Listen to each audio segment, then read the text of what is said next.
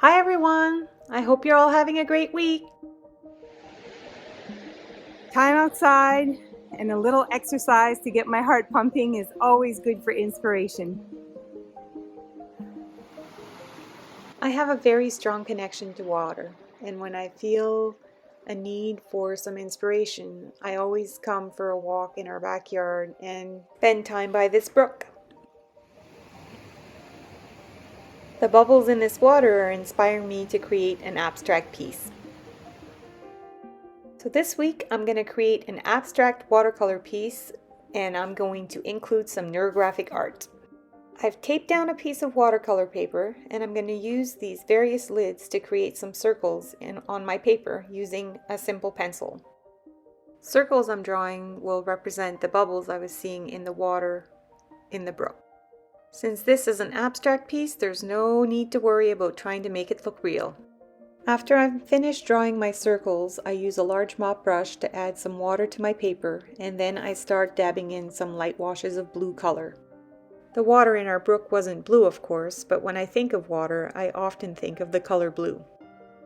After letting the background dry, I start to paint in my shapes with some iridescent colors.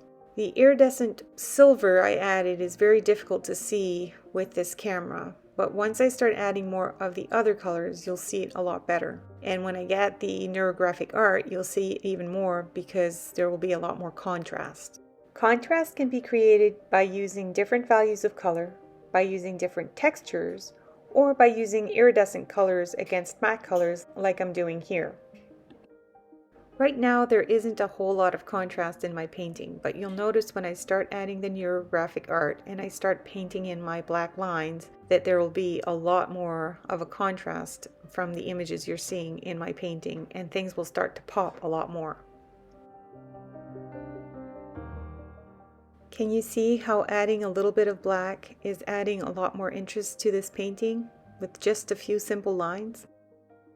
Here I've had a little accident with my marker, but I'm not too worried about it because in art there's always a way to fix quote-unquote mistakes.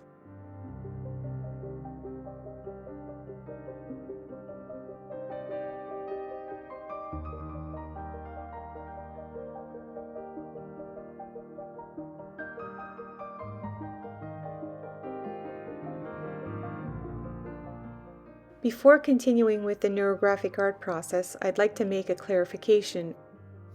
Over the past weekend, I was doing some neurographic art with my niece Patricia, and I noticed that when I was talking about rounding off corners, so let's say there's a line like this and a line like that, and these two lines are intersecting, or just to make it even more obvious, we'll do this. I was telling her to round off the corners, but what she was interpreting when I was saying round off the corners is she was doing this instead. I thought it might be a good idea for me to make sure that I explain myself better when I say rounding off corners in neurographic art. This here, instead of rounding off a corner, creates two more corners. Whereas here, you're actually getting rid of this one sharp edge here and creating a round surface. In simpler terms, it's like turning a V shape into a U shape. So instead of having a V, you turn that V into a U. So we're looking for rounded shapes like a U versus a V. So if you have a V, turn it into a U, and then you color that in. I hope that makes sense. But again, if you have any questions, as I've mentioned before, please don't ever hesitate to post comments or ask questions. I'd love to hear from you, and I'm happy to help. I'm now in that stage of rounding off the corners, as I was explaining, and coloring them in so that I can turn those sharp corners into round, softer edges.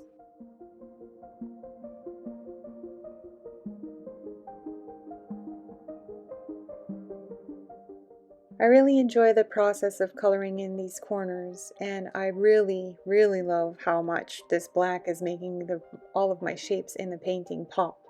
Once I was done with the black, I pulled out my white pens to add a little bit more details and doodles around my shapes. The white will add contrast not only to the black but also the iridescent colors around it. And you'll notice that the silver is now a lot more obvious than it was before. Once I'm done adding these last few details, I am ready to call my painting done.